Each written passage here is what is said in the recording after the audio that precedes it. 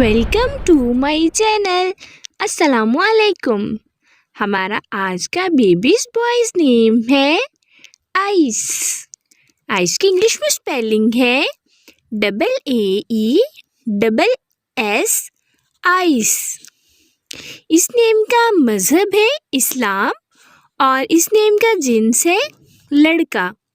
ये एक Islamic name है और लड़कों के लिए इस्तेमाल होता है ये नाम। इस नेम के मायने है शेर। इस नेम के हरूफ की बात करें तो उर्दू में 4 हरूफ के साथ एक लफ्ज़ बनता है और इंग्लिश में इसके 5 वर्ड 1 लेटर आइस।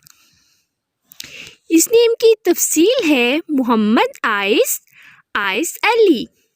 आप भी अपने नाम का मायने जानने के लिए कमेंट्स में अपना नाम लिखें और मायने जानिए। एंड अपने नाम की स्पेशल वीडियो बनवाने के लिए भी आप मेरे कमेंट बॉक्स में अपना नाम कमेंट कर सकते हैं। And please subscribe my channel, like, comment and share.